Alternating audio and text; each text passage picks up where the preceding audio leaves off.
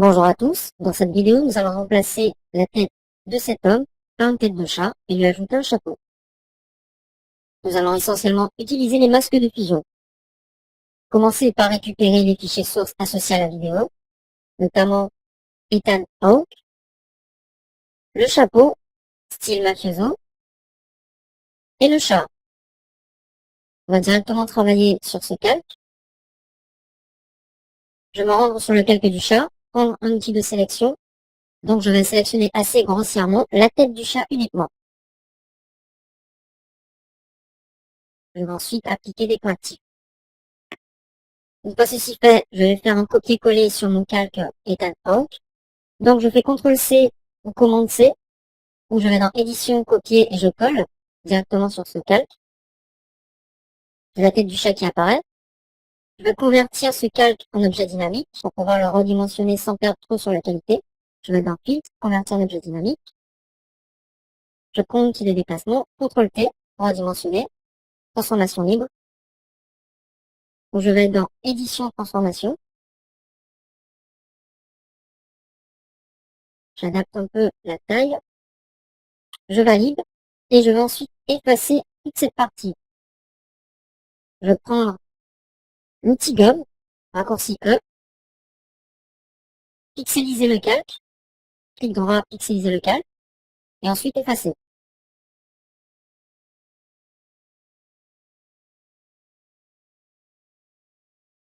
Une fois que j'ai fini de gommer toutes les parties entourant la tête du chat, je vais lui appliquer un masque de fusion. Récupérer mon outil de déplacement, ajuster la tête du chat, faire une transformation, donc CTRL-T ou édition transformation, faire une déformation cette fois-ci, et ajuster un peu le cou et la tête.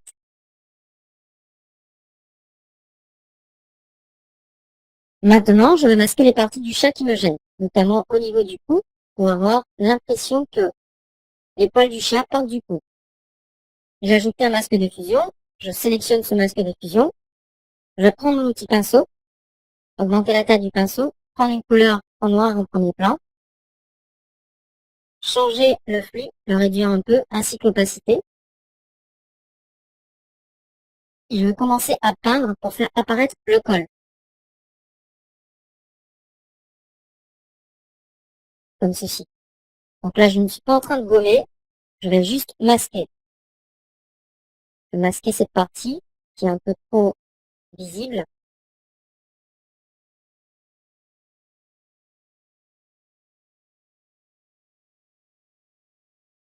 Je n'hésite pas à réduire un peu l'opacité et la taille du pinceau pour laisser les poils dépasser un peu sur le col.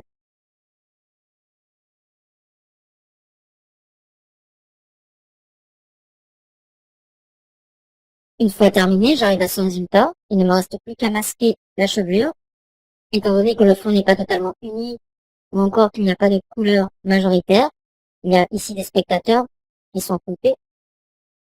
Donc, plutôt que d'enlever le fond, je vais juste ajouter un accessoire, notamment le chapeau, prendre mon outil de déplacement, cliquer ici, et le faire glisser directement sur le calque. Je vais redimensionner ce calque. Je clique sur le coin, je maintiens Shift enfoncé. Je le positionne. Je réduis encore sa taille.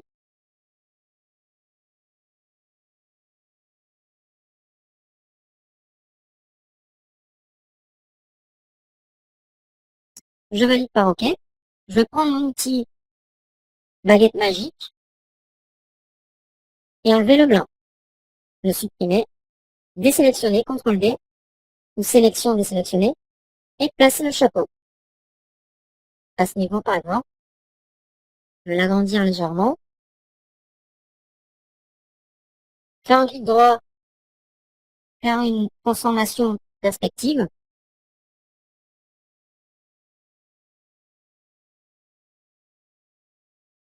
Pour donner un peu de style.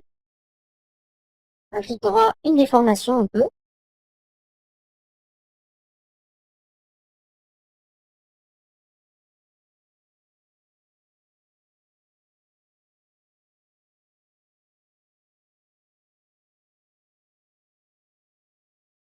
Je vais ensuite double-cliquer sur le calque chapeau et lui ajouter un style de calque, notamment un style ombre portée. Je coche ombre portée. Je vais réduire légèrement l'opacité.